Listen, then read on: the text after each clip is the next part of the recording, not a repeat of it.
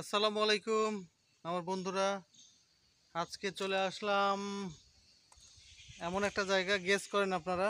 কিন্তু আজকে দেখাবো খালি গাছপালা, 100 বছরের ওপরে অনেক পুরানো পুরনো গাছপালা। যে জায়গাতে এসেছি এই জায়গাতে যদি কোনো ভৌতিক সিনেমাও করা যায় তাও হবে। কারণ আমার এই যে এটা একটা আম গাছ, আর এই আম গাছ দেখেন সাইজ এক একটা দেখেন, এই যে। এবং আম গাছগুলো এতই বড় এবং মোটাসোটা যে এখানে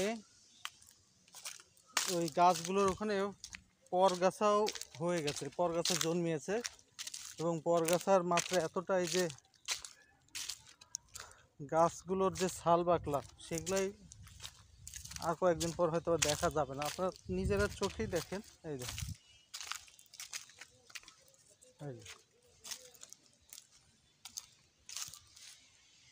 কি অবস্থা, হিসাব করছেন এগুলা কোথায় আসছে? সূর্যের আলো গাছের ফাঁক দিয়ে মাটিতে পড়ছে, দেখতেই পাচ্ছেন। এইখানকার মাটির সাথে সাথে, তার মানে সূর্যের আলো তেমনভাবে পড়ে না। আর এই যে এখানে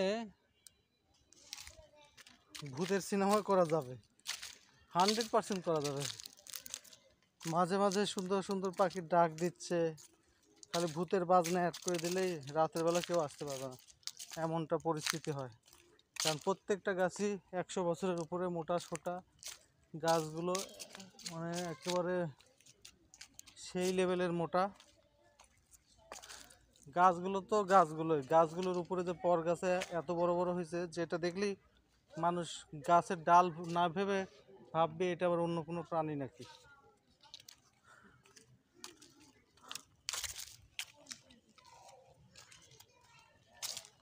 সত্যি আমি আরও কাছ থেকে দেখাই আপনাদের, তাহলে আপনারা বুঝতে পারবেন যে আসলে আমি কি কারণে বলছি কথাটা। দেখেন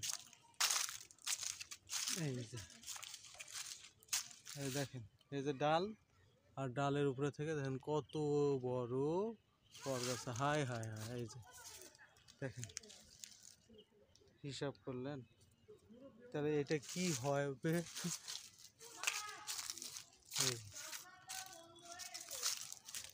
এটা আসলে আমরা এসেছি উত্তরা গণভবনে। উত্তরা গণভবনে এসে এই যে মোটা মোটা গাছ দেখে সত্যি শিহরণ জাগার মতো, যে এখানে সন্ধ্যার পরে আমার তো মনে হয় আমি তো আসতে পারবো না, ভয় পাওয়ার মতো অবস্থা। কারণ এই মোটা গাছের পাশ দিয়ে যাওয়া খুব রিস্ক মনে হচ্ছে আমার। তো ভালো থাকেন, সুস্থ থাকেন। এটা দেখানোর উদ্দেশ্য যে ভূত টুত তো বললাম, আসলে এটা দেখানোর উদ্দেশ্য রাজবাড়ির যে রাজা ছিল এক সময়, তার রাজা ছিল, তার বাবা ছিল, এগুলো সব চলে গেছে। কিন্তু কারো স্মৃতি রেখে গেছে, অনেক কিছু জিনিসপত্র আছে। কিন্তু সবচেয়ে বেশি স্মৃতিচারণ হচ্ছে এইসব প্রকৃতির এই গাছপালা। কারণ সেই সময় থেকে, তার আগে থেকে এই গাছগুলো ছিল, তারাই অন্ততপক্ষে জানে যেখানে কি ঘটেছে, কি হয়েছিল, এখানকার পরিবেশ কেমন ছিল, রীতি আচার আচরণ কেমন ছিল, এই গাছগুলোই সাক্ষী হয়ে আছে। তো সবাই ভালো থাকবেন, সুস্থ থাকবেন। আর এই যে আবার সুন্দর করে দেখাই দিচ্ছি। আর ঠিক আছে, সবাই ভালো থাকবেন, আল্লাহ হাফেজ, আসসালামু আলাইকুম।